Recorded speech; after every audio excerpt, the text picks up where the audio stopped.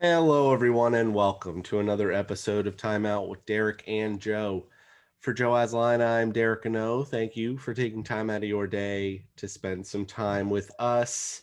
And today we're talking a little NBA draft that just happened last night, July 29th, in New York City. As always, to help us talk about some NBA draft, we have on the left there Mike Azzalina, and on our right, we have Phil Gunther. Thank you guys for coming on. I appreciate it. Thanks, guys. Always a pleasure.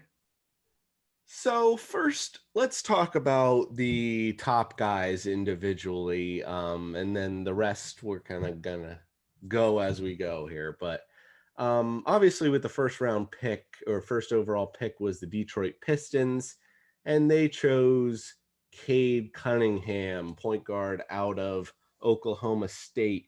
He is 6'8", great passer, great vision, uh, amazing size for the position, obviously, create shots, good isolator. But he is turnover prone. I think it's easy to comp. I know Phil likes his comps, so I know it's easy to comp him as a Luka Doncic type, but just because he's the big point guard. Um, Mike, do you want to start us off and talk about Cade Cunningham? And then was there anyone else that you think maybe deserved to be that number one pick that might have been a better fit for the Pistons, or were you pretty happy with Cunningham? Yeah, we were talking off the air a little bit before we started recording here that I said there's a lot of high ceiling guys in this draft, not a whole lot of guarantee. And I feel like if you were to pick one guy that's probably the closest thing to a guarantee, it's Cade Cunningham, dude who can score at all three levels. You mentioned it, pretty good defender, averaged over 20 a game this year. One of the things that's interesting about him offensively is he's a guy who drew a lot of attention from opposing teams' defenses and still was able to average over 20 points a game, was able to score at the rim, is able to shoot the ball mid-range and from deep. He plays on the ball, he plays off the ball offensively. His skill set allows for both. He doesn't have to have the ball in his hands to make things happen. He's just an all-around playmaker. I don't know. I mean, there weren't a whole lot of guys that I was sitting there like this could be a thing. Maybe we're going to have a surprise here. It felt like Cade Cunningham was pretty much set to be number one, and I didn't expect anybody else. Joseph, I don't know about you. Well, like a lot of other viewers of college basketball, we didn't have the great I was trying to think of the right word. With COVID, we didn't like love the game as much. The fans weren't there. The players had to sit not on the bench, so camaraderie was tough. There's just certain things in the game that you enjoy to watch. And Cade Cunningham, though, was one of these guys that kind of like, if you think about the year that it was, he didn't let it bother him. He was a very, very dynamic player. He shot the ball well, as we said. He's a young player. I think he's like 18 or 19. But, I would say he's like the point guard that reminds me of and this isn't easy to say because of being a Philly fan, but Ben Simmons. Like he's a 6'8" like point guard. Not so much like the style play. I'm not saying that. I'm saying more of like the height, because think of a point guard, you think of like 6'2", 6'3", maybe even 6'4". But I look at Cunningham, he's gonna be a matchup nightmare for some of these guys. So you wonder if he even slides to the two, even just to have a good point guard. I forget what Detroit has, but bottom line, he's gonna be special, and I'm sure he'll be part of conversation for a little bit of rookie of the year in the end. So Now that seems to, and we'll get to a couple other names here. That seems to be the way to go now with the point guard position, more of the Magic Johnson-esque type, or even LeBron playing the point guard. Is the big point guard is kind of the way to go. You see a lot of them in the NBA now. Um, Phil, number two was Jalen Green. He played in the G League this year. He'll be going to the Houston Rockets, who are completely bare. If you think about well, what do the Houston Rockets need? Oh, probably everything. So they're going to start with Jalen Green, 6'6" shooting guard. As good of a scorer as there is in the draft, it seems like a very explosive dunker combo guard. What were your thoughts on Houston and whether or not they potentially have a maybe superstar of the future back in Houston? Yeah, I think he's definitely one of those guys too, especially when you look at for the Rockets, what they've been through over the past couple of years. Chris Paul's there for a little, and then the James Harden saga, all that stuff going on. Now they bring someone in, and Green is you just look at him and he looks like the superstar in the NBA. Like he's explosive. He's shooting, the shot isn't quite there, as a lot of these guys are young, you have to get used to the NBA range. You got to get your shots off faster, all that kind of stuff. But it looks like he's a good free throw shooter. That kind of stuff points to promising in the future. I mean, that off the bounce skills, he's almost, and we were talking about comps before. It's funny when Joe brought up Ben Simmons. I tell you, every single time I heard someone say Ben Simmons with a jumper when bringing it up, I wanted to cry. But that's not about Jalen Green. He's just kind of almost like, I don't know, maybe I thought like a Zach LaVine type, somebody there where you just see the raw athleticism that jumps off the board. It's really going to be up to Houston to develop him. And I think that with the game plan that they have, long term, it's a pretty good situation for him to really just work on his skills, get his playing time. It's going to be low pressure, that kind of thing. I think Jalen Green, he might be a guy too. We could see a lot of it too. I think rookie of the year comes about, opportunities. How are you going to have the ball in your hands a lot? Who's around you? You know what I mean? That kind of stuff. Who's going to be taking up the time? And I think Houston did well to take him at number 2. Mike, now we'll get into buy and sell, or not buy and sell, if you liked their draft or not towards the end. But while we're talking about Houston, a couple other picks that they had. Number 23, they took Usman Garuba, 6'8" power forward out of Spain, and then Alperen Segun from Turkey, 6'9" center. Did you like how they kind of set up the draft? A couple pieces that they brought in. I do like Aruba. EuroLeague's 2021 Rising Star. I think he didn't score a whole lot. Nothing that stood out in that regard, but that's really not, from what they were saying last night, not something that's unusual in that league for younger players. He can run the floor a little bit, blocks a ton of shots, scores enough in the paint. I did like their what they did at number 2. I'm really interested to see what Green does coming out of the G League. This whole, the whole new wave that they can do getting through the G League to play at the NBA level. I think he's probably the guy that can give a little bit of a run for the rookie of the year, maybe an all defensive team type of thing, just because he is that type of a player. The consistency, Phil mentioned it with the shooting, isn't great, but I mean, look, they need so much that I do feel like, they could have gone any direction and we could have sat here and said, yeah, they fit a need, because everything's a need in the Rockets right now. So in that, I do like Jalen Green though. I think he's probably the next best thing to Cade Cunningham in this draft. Maybe one other player. I'm sure we're going to talk about him in a little bit, so I'll hold that down. It's hard not to like what the Rockets did, just because, like, what's not to like about a team who needs everything is just going to draft stuff, right? Like, they're just going to draft and they're going to try and fit them together and see what happens. But I actually did like Aruba. So I thought what they did at 2 and at 23 was just fine. My dog agrees. I'm going to go put her somewhere else. No problem. All right.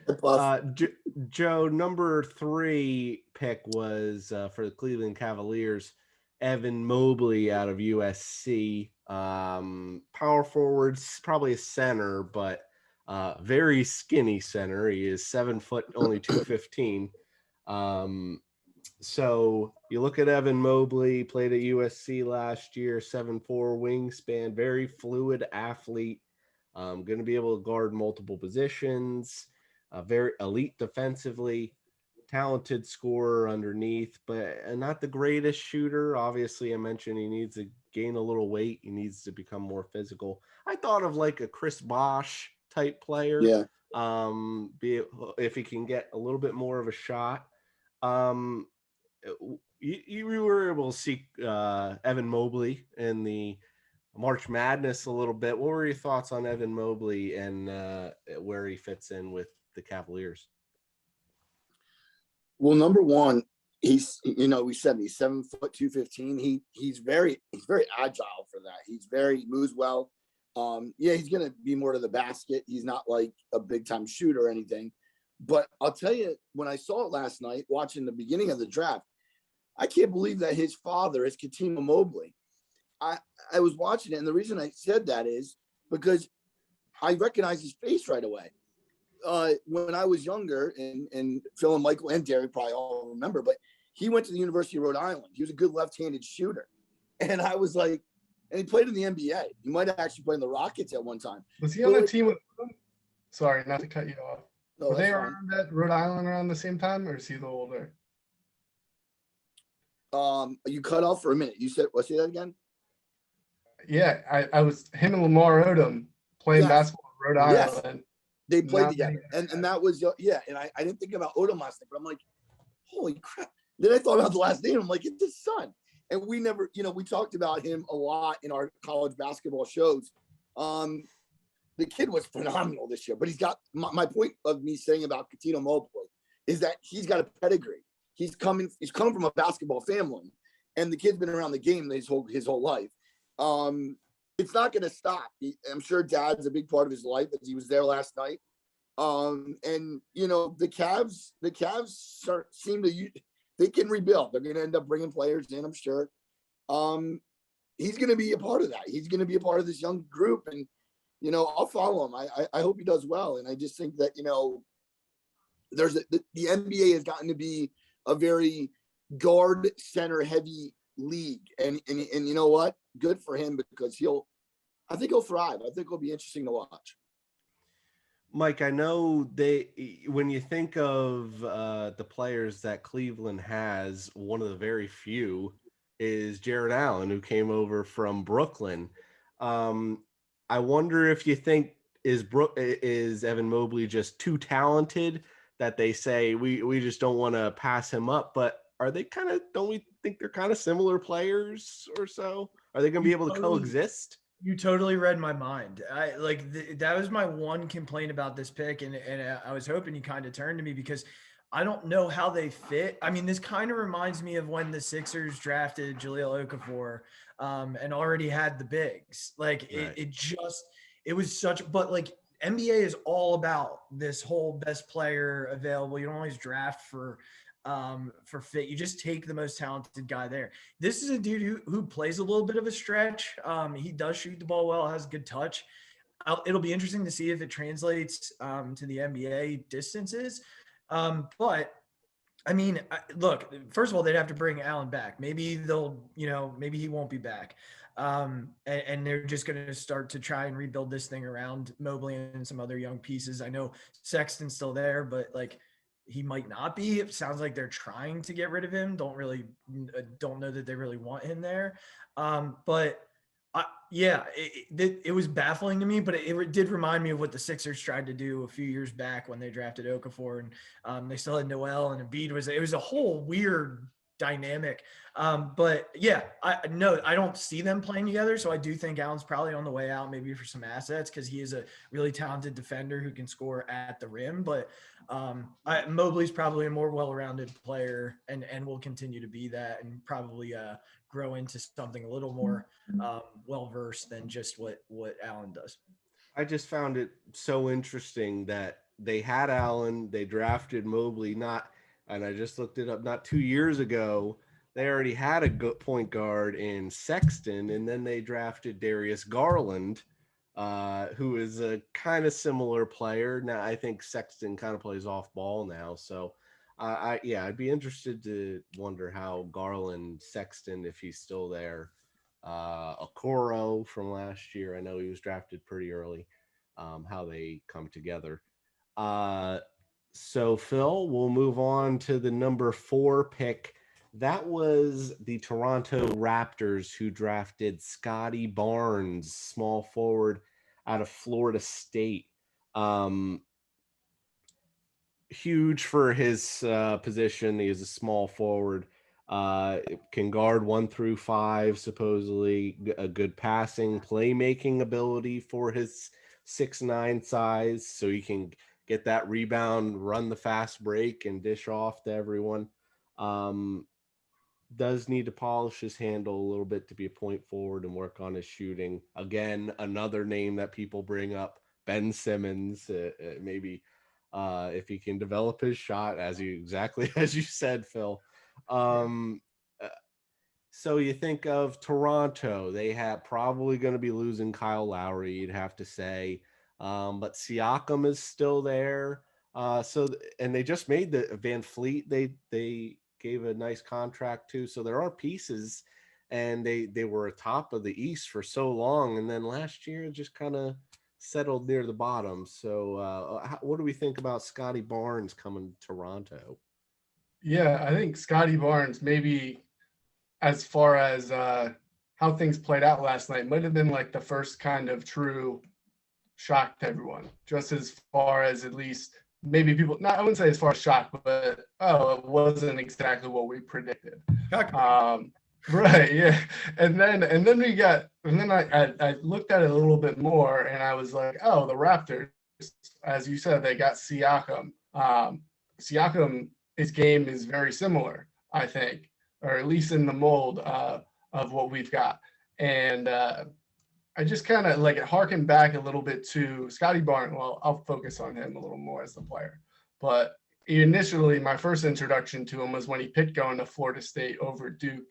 And I think he had offers from Kentucky too. So it was an interesting opportunity. I mean, that Florida State team too was just loaded with tall, long athletes.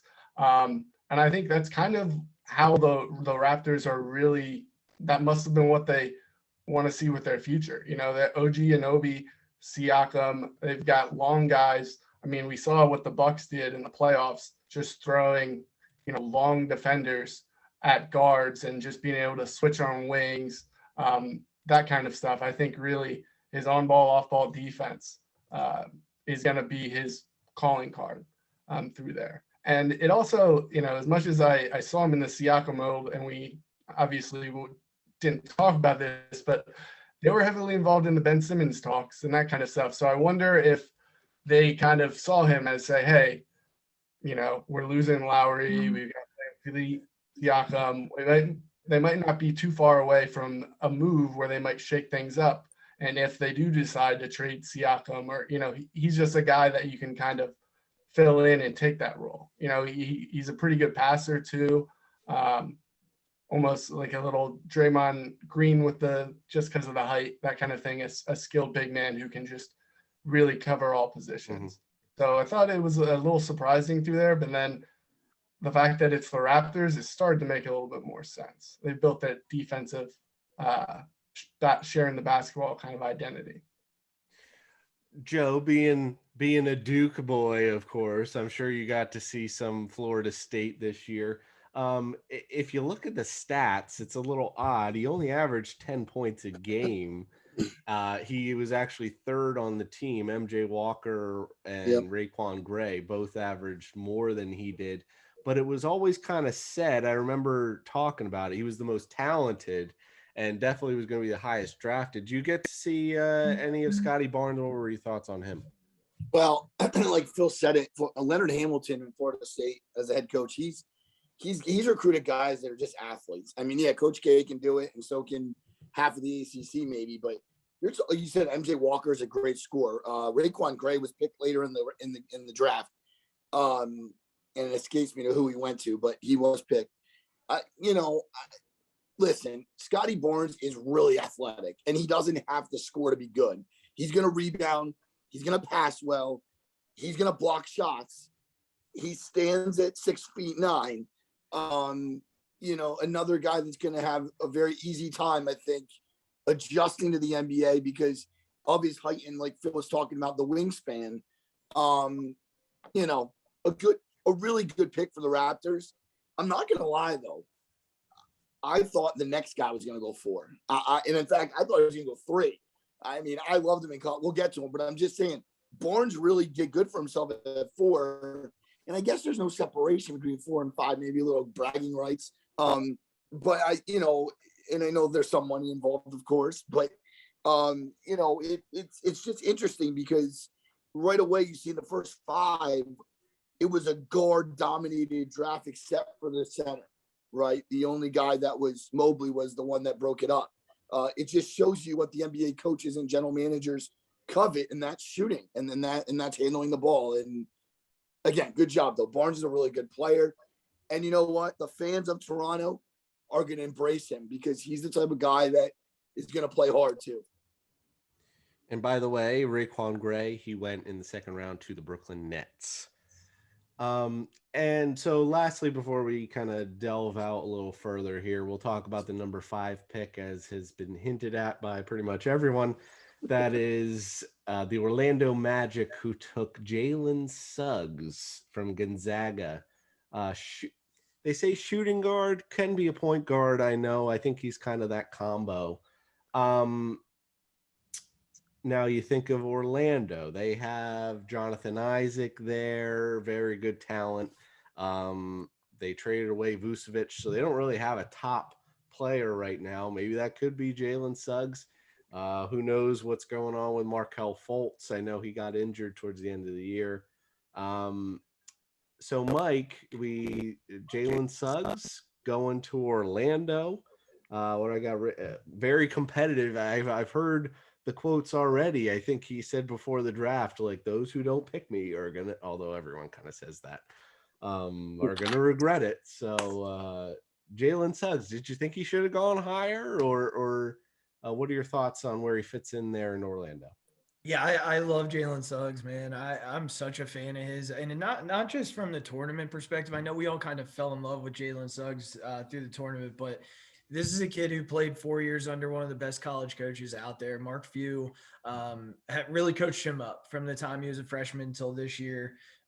He looks like an NBA ready point guard, just the poise running an offense. He's got really good size for a point guard. He's not like that big 6'8" that we've talked about throughout this show, but he's about 6'4".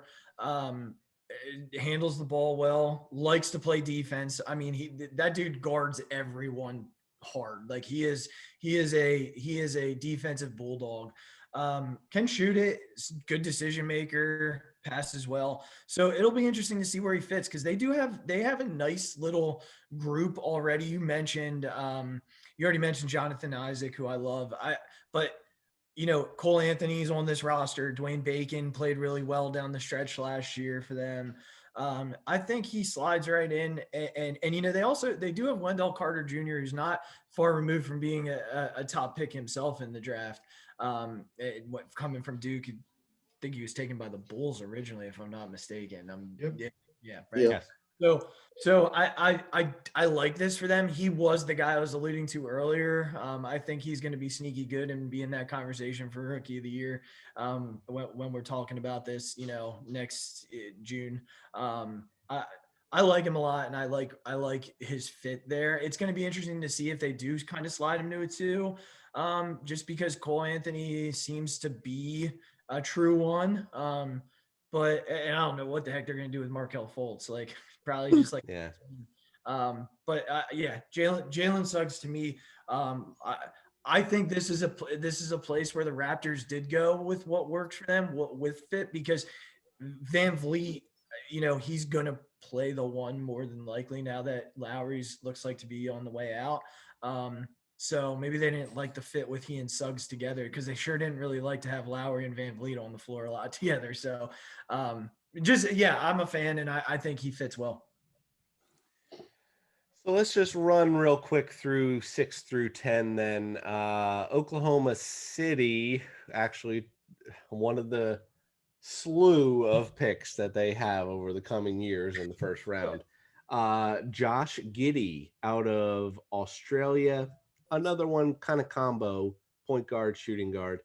Um, then we had Jonathan Kaminga, who was out of the Congo, 6'8" power forward to Golden State.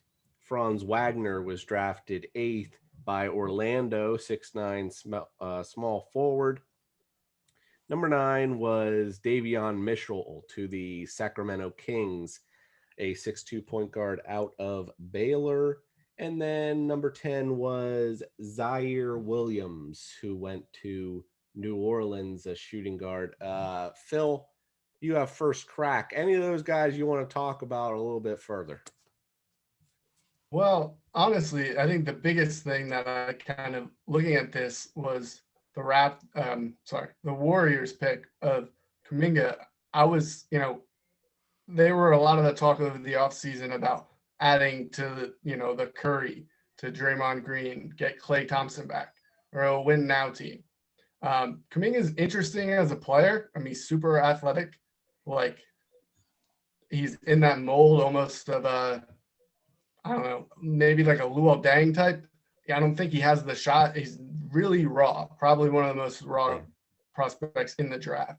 So I thought that was really interesting from just at face value. When you look at all the teams, probably the one team I would expect him not to be drafted by, they took him. Now, maybe that's shows something that they really believe in the player development staff. I bring him in there, get him around the team. That could be, for a guy at his age to be surrounded, just getting into camp. I mean, imagine that you're in the G League playing on the Ignite team, and then you go into training camp and you're surrounded by guys who, Steph Curry, Draymond Green, who've, won gold medals and world championships and all of that. So that was one thing that just jumped out at me. Maybe, during the year too, maybe he's a trade chip. He was the guy that I saw through there. And then, I liked, well, you can bring him up through there, but Davion Mitchell was interesting too that I saw because I like him as a player. Like he really kind of, had a nice year at Baylor. Kind of, I think maybe some would say like came not out of nowhere, but took a big step. But they've got, De'Aaron Fox runs the show there. That like, how many people can you have when you got Halliburton too? What's gonna where's it gonna shake out for him? How many guards can you play at once? I know they try to do it, but the Kings are just an interesting team from that standpoint. Now, Mike, Phil hinted or was talking about Kuminga and how he fits in with Golden State. I just want to also bring in Moses Moody, who got drafted 14th also by Golden State out of Arkansas. Reliable shooter from 3, defensive. Both are kind of defensive guys. Do we think they maybe should have gone a little offensive as well? Or are they putting too much pressure on Klay Thompson coming back and being healthy? Because I know we can say if Thompson's back healthy, you got Curry, you got Thompson. They're pretty much the offense that you need. But these 2 defensive guys that are coming in, obviously Moody can shoot the 3, I know too. But does that give you any thoughts as to maybe they should have gone a little more offensive, or did you like those picks for Golden State? I thought Golden State actually had one of the better drafts. If I'm being completely honest, I like what they did. I think anytime you boast Steph Curry, I love Wiseman. I think he's a heck of a player. That was one of my top. You're kind of jumping ahead of me here because that was one of the winners for me in this draft was Golden State. I really liked both picks. I like that they're going defense. If I'm being completely honest with you, it's not something that I expected, but I think it would have been easy for them to trade one of those lottery picks for some bench help, maybe a veteran. But I think some people were saying that Kuminga could end up being the best player in this draft. I personally don't know that that's the case. Moody has top 10 potential. That was being talked about quite a bit, and they got him at 14 because a couple other guys slid forward. They don't have a lot of financial flexibility, and I think that's why this draft was important to them, and why they needed to take a certain style of player, because these guys won't require much money even when the time comes to pay them, because they're not going to score a ton. They're going to defend well, and that's going to be pretty much what they do. They'll score, but not in spurts like your Steph Currys of the world, and even Clay if he's healthy. So I liked it. It was probably my favorite draft. I go back and forth between them and another team.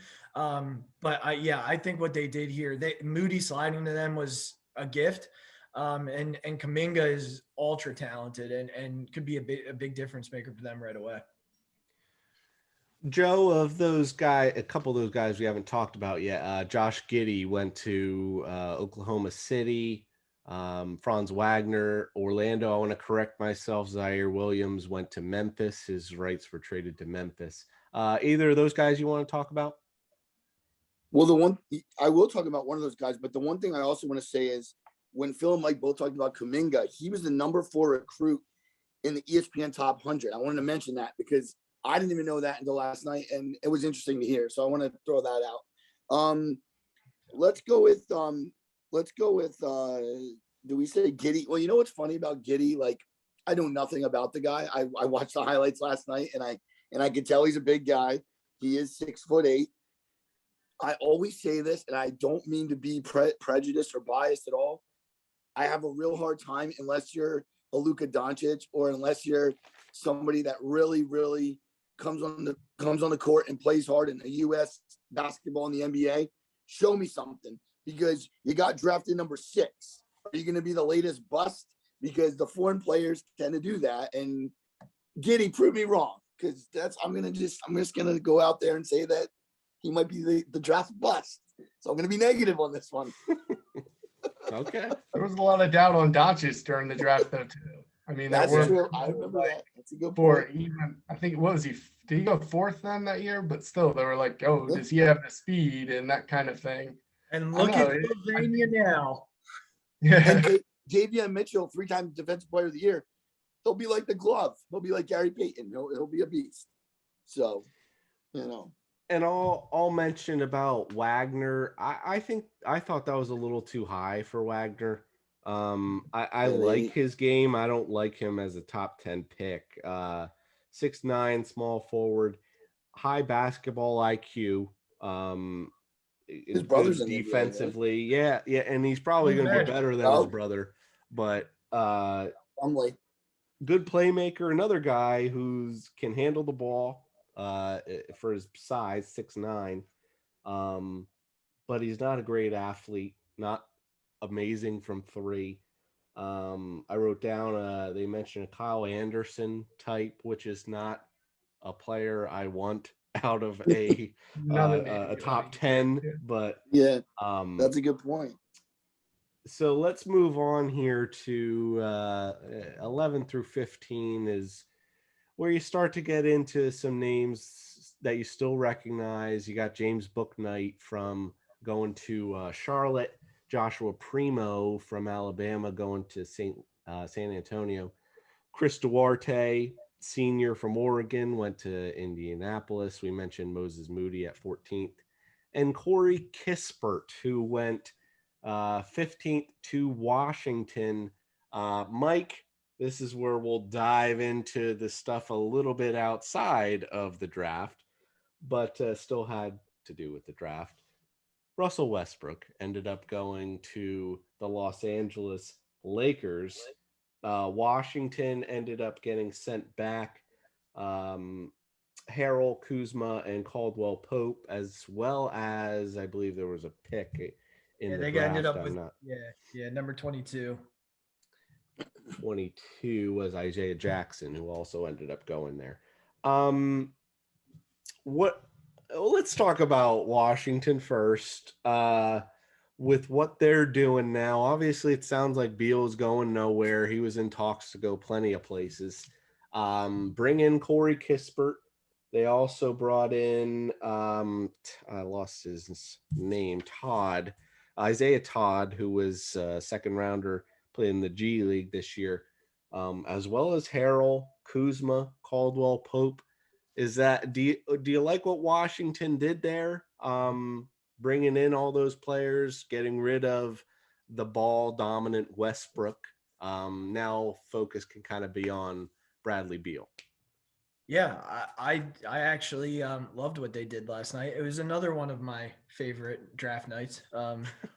See, you just, I think we're on that. Like, we are really, we got it. We are eye to eye right now, man. Here's why I liked what they did. They didn't give up draft capital. They didn't take on bad money. So they have a ton of cap space now around Beal. They added shooting in the draft. They already have some shooting on the roster. I don't love Kyle Kuzma at all. I do like Montrezl Harrell quite a bit. And I could give or take Caldwell Pope, to be honest. Harrell got a raw deal, man. He was a sixth man in 2019, and he just didn't get much playing time in Los Angeles. For sure. I'm a fan of his. So I look, are they going to be better than the 8 seed this year? Probably not. Like, I don't know. The East is those 6, 7, 8, 9 seed, like whatever. But what they did do was they cleared out a ton of money. Watching Russell Westbrook play in the playoffs was painful from time to time. Like he can't shoot. The guy can't shoot. So like for me right now, I like where the direction the Wizards are heading. You build around Bradley Beal. He is a star. He's just not as well known just because of where he played, and there's not a whole lot of attention on there. So I think just outside of basketball circles, he's not as appreciated. But I think they can build around him. It's just a matter of whether or not they put the right pieces in place. And it's a pretty good start. What they did in the draft, and what they brought over from the Lakers. It's a pretty good start. But they'll have a ton of cap space to continue to add to that now. Phil, do you want to take on? Oh, go ahead, Mike or Joe. Well, we talked about this with friend of the show, Leonard, with his Lakers. Do you think this could mean that Chris Paul maybe not be an option there now? Oh, does it make sense? No. He's not an option, right? Sure, not an option at all. That's where he's going. I'm a little NBA literate. I have to ask those kinds of questions. No way. He'd have to take no money, none, play for free. Yeah, he won't do I think the thing, Mike, you made a lot of good points there. I think as far as from a Wizards standpoint, it makes sense. They get good value back for it. I think just looking back through, and Bradley Beal's an unbelievable player. Love the way he plays the game. Good guy. He's stuck through there. But, I think the way the NBA is now, if you want to be a superstar, you kind of have to act like a superstar. And they had John Wall down there, send him out for Westbrook. Now they're getting a draft pick and Kyle Kuzma and pieces through there. You should be wanting more than that. Forget the brand. I know loyalty is important. Maybe it's the Sixers fan in me that is desperately dying for a guy that could fit like him. So I just want him to say, hey guys, get me out of here. But I just think man, it would be so much fun to see him on a team. And especially too, I'm sick of the Lakers and some of these other teams just getting pretty much whoever they want in deals like this. And, Bradley Beal, there's even guys too, we see Dame, CJ, guys up there who kind of do all the right things and, wait patiently with these teams to try to build. And how many times has that really panned out? What situations, what guys has that been all right, great for their career? Sure. I mean, Giannis, you can look at what Giannis did. He's, re-signed the extension, got his max contract, but they brought in Drew Holiday. The Wizards don't have that capability really of adding those guys that are going to be an impact to make Beal much better than You know, like, can they get to the second round with him? And I think it's a guy, when you look at, this is his prime, you know, they got a lot of pieces that they can kind of interchange with that cap space, get somebody young maybe, and look a little bit more further forward. But I'm also, you know, looking at it from with Sixers colored glasses, that I want to see more people out there on the trade block. Well, going back to the off of Beal for a minute, I just wanted to mention this. Last night during the draft, when the Raptors took Barnes, the one analyst, I can't remember who it was, I know Jay Billis, it wasn't him, might have been one of the other guys, said that there's a good chance the Raptors would entertain to trade Siakam, because Siakam and Barnes are like kind of not the same player, but close. So I want to bring that up because that's something that was talked about in the draft. So now, if we think of the Lakers side of things, they get Westbrook now. What else do they have on the roster right now? Yeah, not too much besides the big three. I do know they did make a couple good undrafted free agent grabs here that I want to bring up. First was Joel Ayayi from Gonzaga, 6'4" shooting guard, reliable shooter, decent rebounder for his size, can play both guard positions. And they brought in Austin Reeves from Oklahoma, 6'5" shooting guard, another good scorer. So maybe look for them to potentially fill in spots. How do we think this ends up for the Lakers? Do they coexist, Westbrook and LeBron James here? There's a lot, two fiery personalities there. Obviously Anthony Davis is more reserved, so he probably won't be the one getting into it with anyone.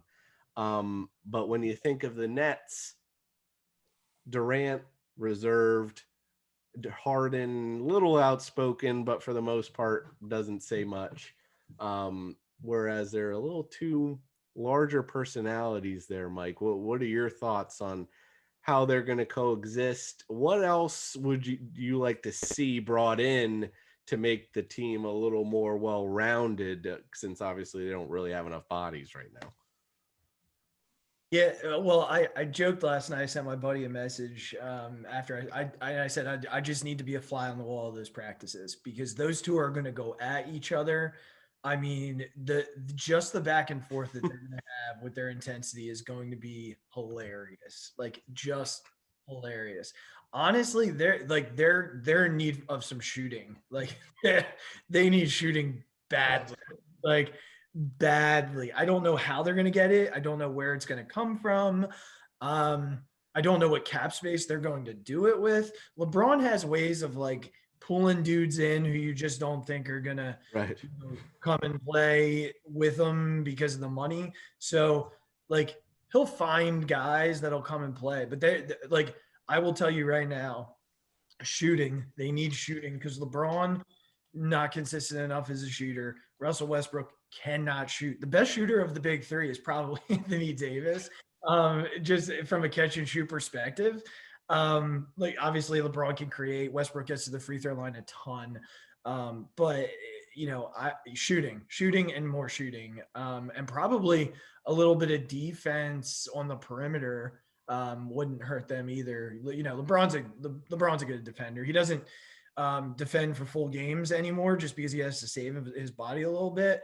And Anthony Davis is a good post defender, and can defend out on the perimeter, some bigs. But Westbrook isn't really much of a defender. So defense and shooting. Now, I just want to round out the top 20, and then we'll move on here. Number 16 was, as I mentioned, was Alperen Sengun from Turkey going to Houston. Number 17 was Trey Murphy III out of Virginia. He's going to New Orleans. Number 18, Trey Mann out of Florida going to OKC. Number 19, going to Charlotte, was Kai Jones out of Texas. And number 20 was Jalen Johnson out of Duke going to Atlanta. Well, Joe, let's start off with you. Give us a couple teams here that you believe won the draft last night and did what was necessary coming out of the draft to make their teams better. All right. Well, I have three, but I'll just say two because I know Michael has one, so I'll just do two. I have the Orlando Magic because I love Jalen Suggs, and Mike alluded to it earlier and even talked about it a little bit. He's just such a great athlete. He's going to be a heck of an NBA player. He just has the IQ. He has the tools. It showed you in the final. It just showed you all the time he played, but especially in the tournament last year. Franz Wagner could be really good, but it's going to depend on, I think, like what's around him. So he's not a star, but he's a good player.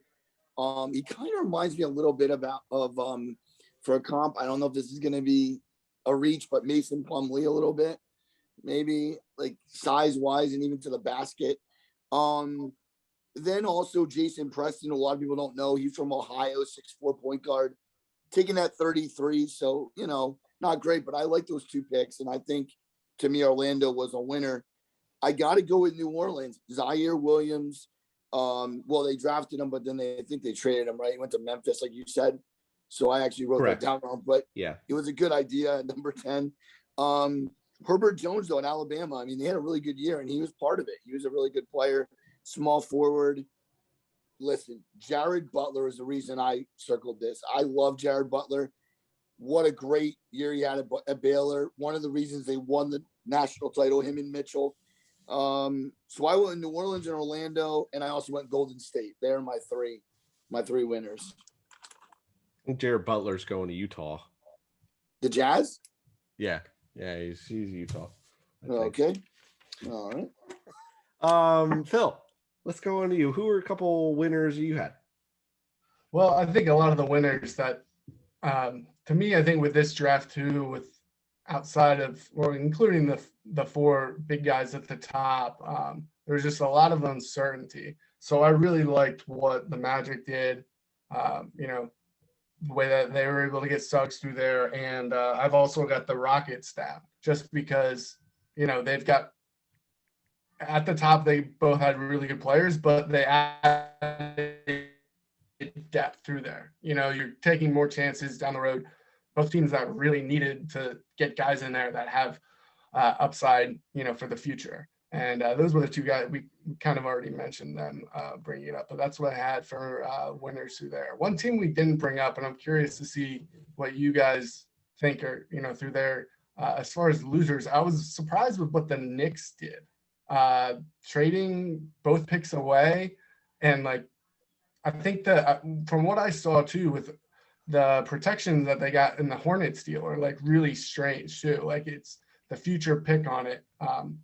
Wasn't I was just surprised, frankly.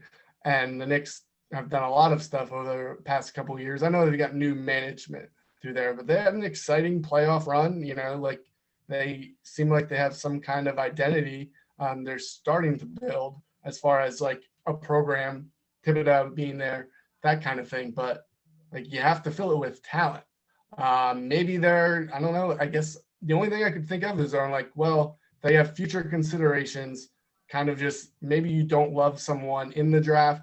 All right, you punt it down, move it forward, and then now you have a lot more assets if they can say, try to sell someone on coming to New York. That was one of the things I was like, wow, I didn't see that coming right away. Yeah, I mean, I thought guard is kind of where they've really been stacking up over the past few years. I know Quickly was just drafted, and he showed signs of promise in the postseason a little bit. Obviously, I would say Derrick Rose is probably gone, so that's minutes they'll have to fill in. A couple of guys. So Quentin Grimes from Houston, McBride from West Virginia, as well as, let me find his name here. Rokas Jokubatis from Lithuania, all point guards, pretty much, or small guards. I thought that they could have spread the wealth a little bit to really.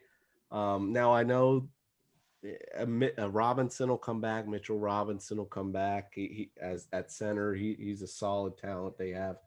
But or maybe even condense those picks to go up to get a better talent. I thought they could have done, where I don't see any of those guys really breaking out and being a dominant scorer or anything. So no, I didn't love what they did. Um, I'll go to a couple of mine here. I loved Charlotte and what they did to surround LaMelo Ball with talent. I wrote two things that they needed. They needed a center and they needed a scoring guard. Well, scoring guard, check that off the list. They got James Bouknight. They started off pretty strong, I thought. Bouknight, a very diverse scorer, flashy, can dunk. Um, he'll embrace that contact thing. He did just have elbow surgery, so I don't know if that's going to come into play at all. But I loved the Bouknight pick, as well as I have two names here.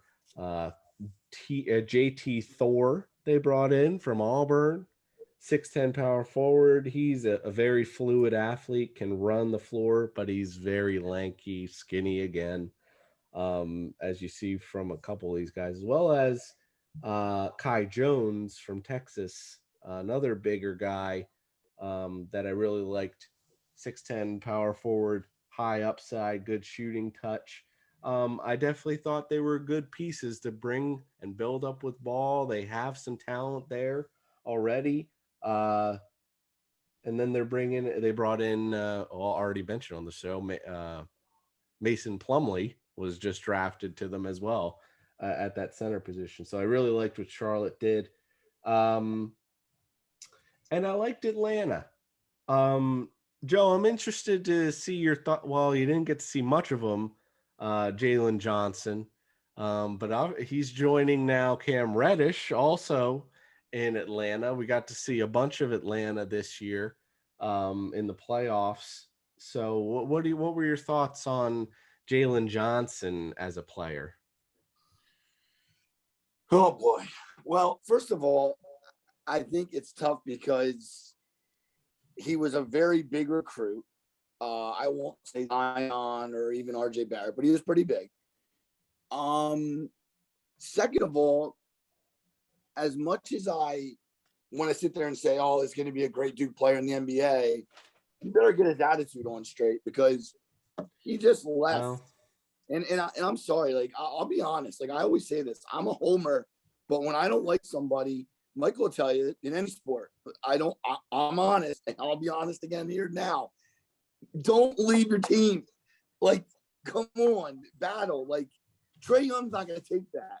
Like, you better not leave Atlanta. You might as well just go on the street. I mean, I got mad watching him last night, actually, but he's a talented player. There's no doubt about it. Phil, am I wrong, Yeah. Phil?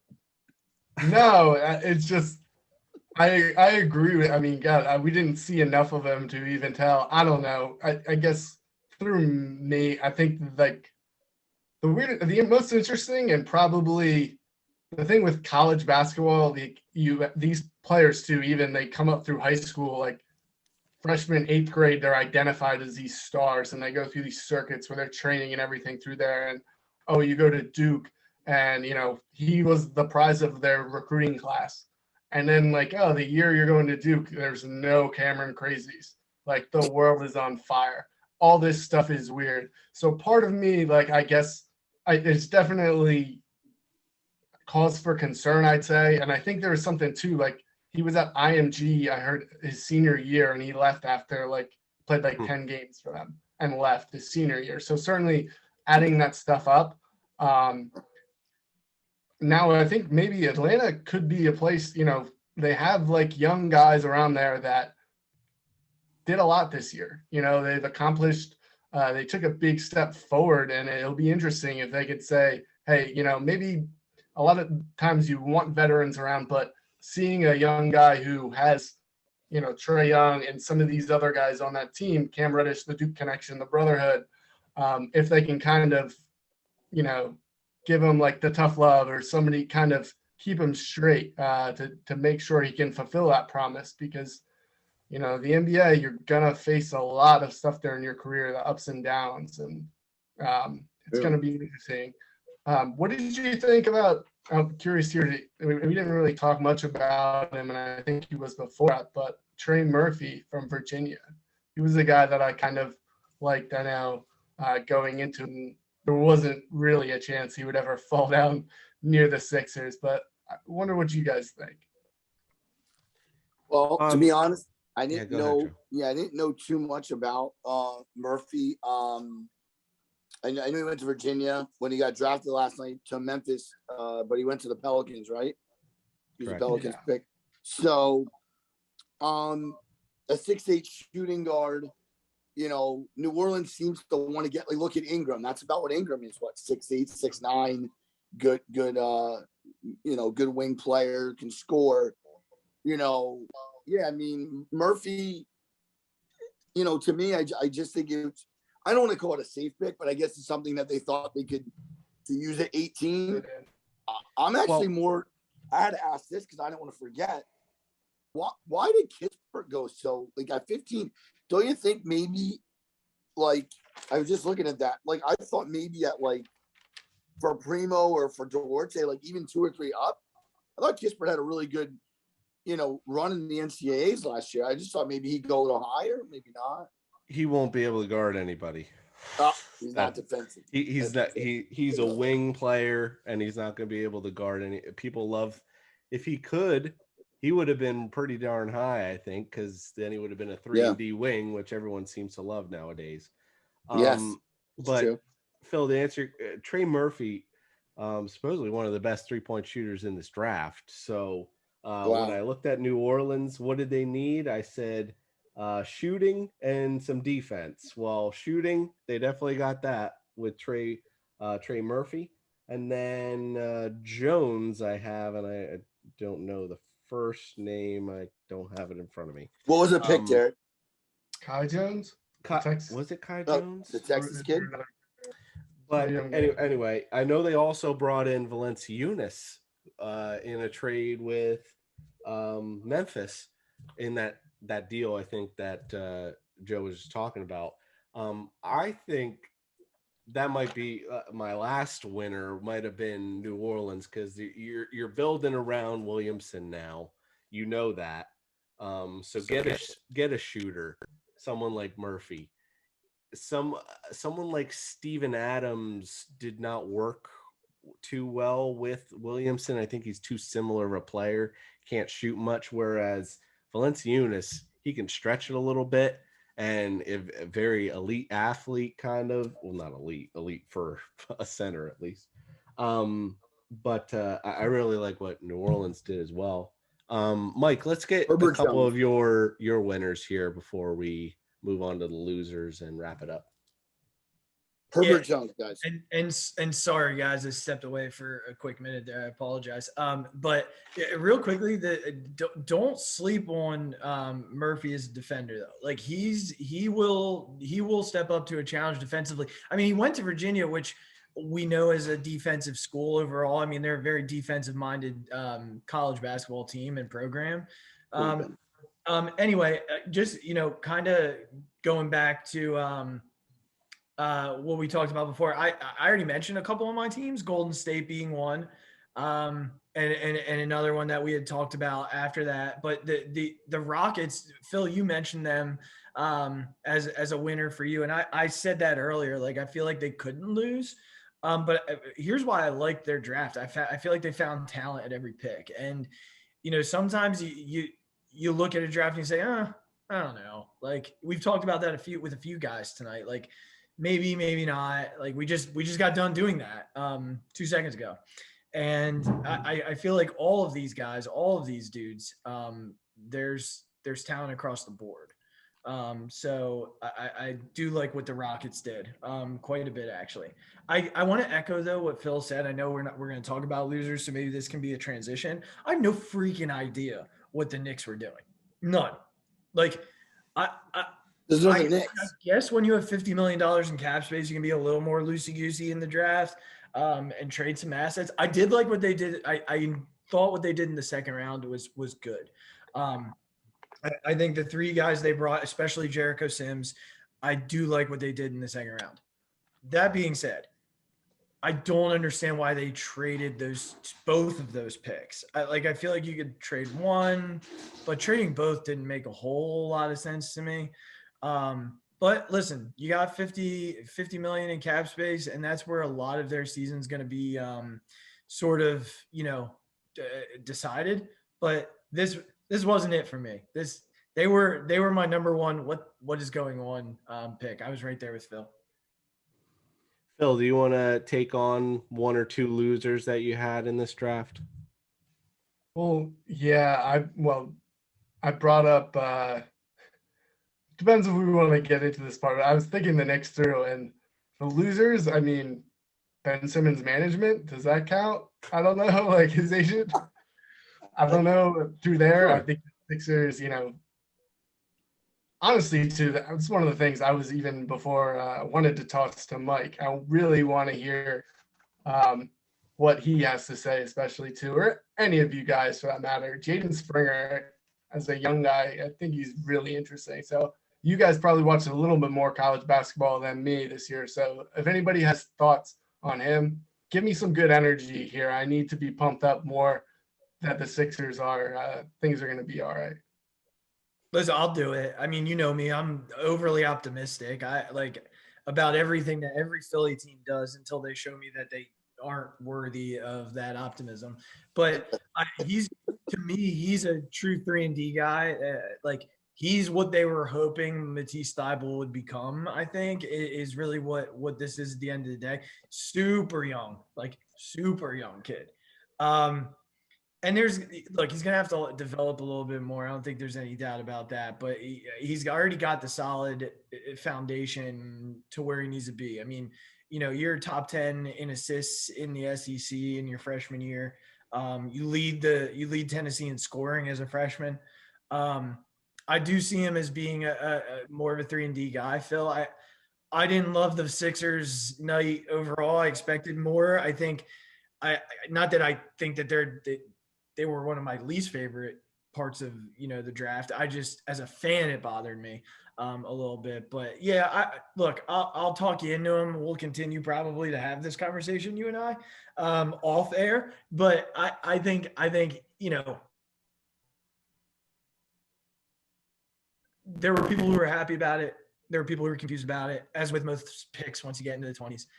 But I think he's got the potential to be like a more offensive-minded Matisse Thybulle.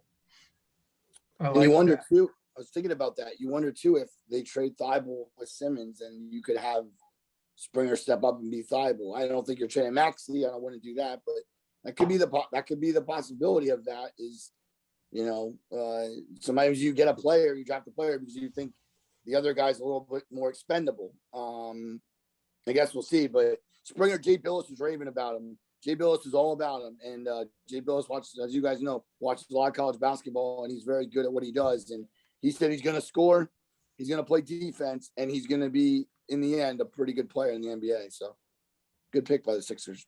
Can't ask for a ton at 28 overall too. So that's interesting. It's a tough pick.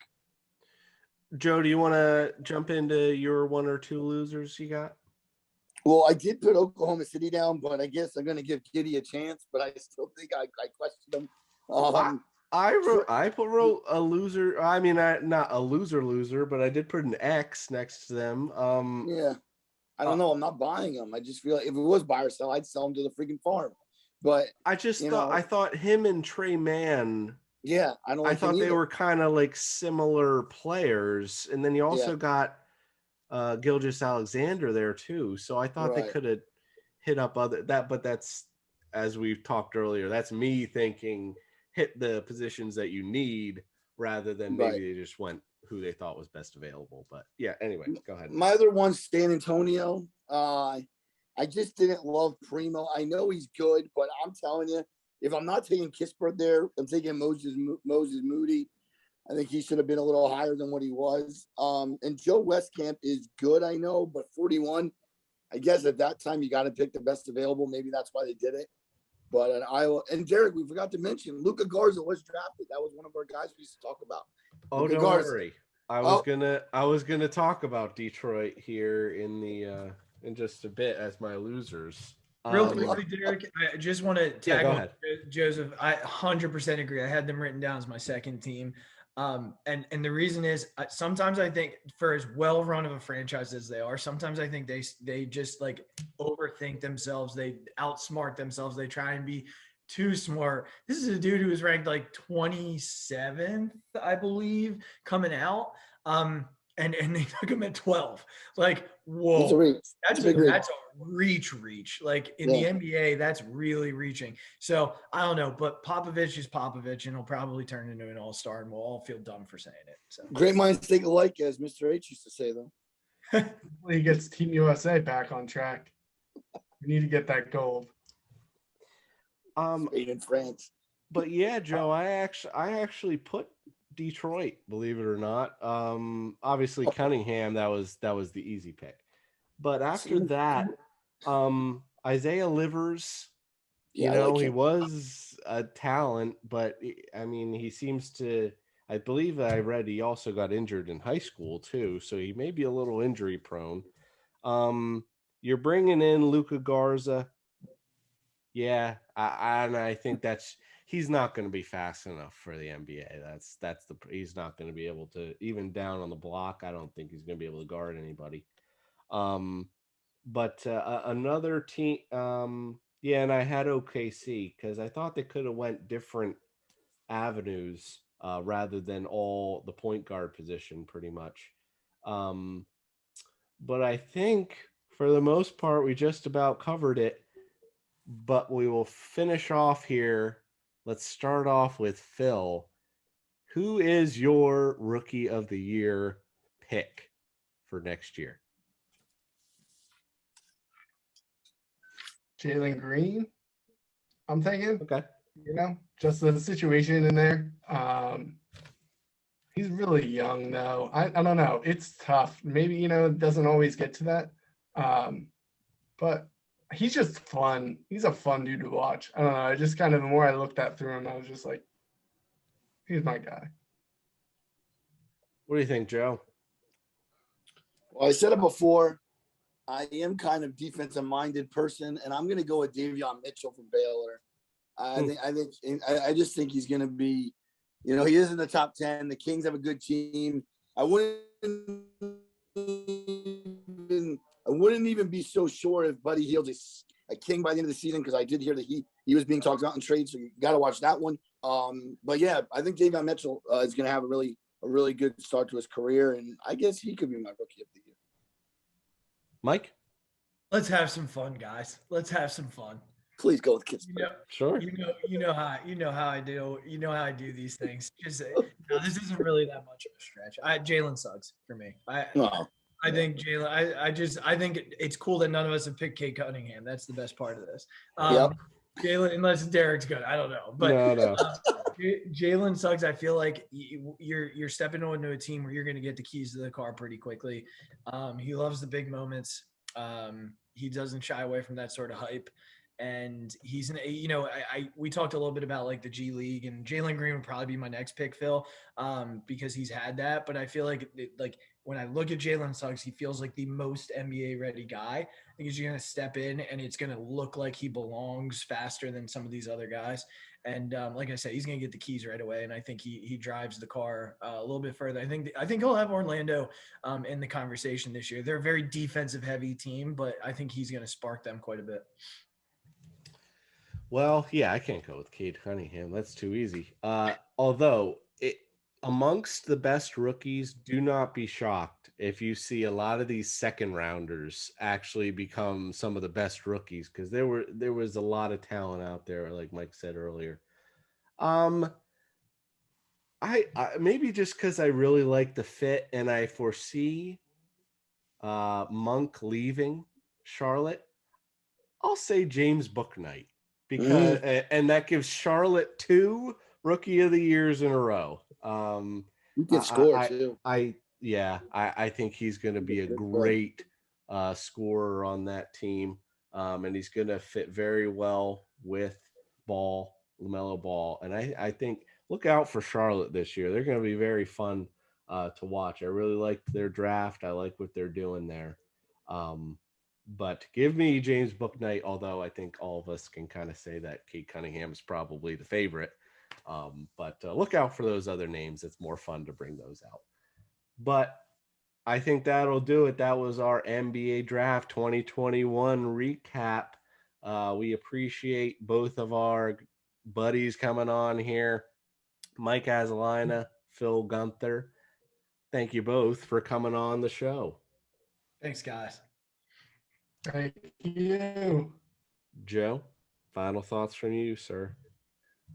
Well, the NBA draft's always exciting, even though we didn't get our full college basketball year last year with COVID. It was exciting to see the national championship being played, the whole tournament. A lot of these players are going to be, like we always say, they're going to be big-time stars. Some of them will be busts, and it'll be interesting to see in the next couple of years what we have. But it was another real enjoyable show, and yeah, I'm glad Mike and Phil were able to come on tonight.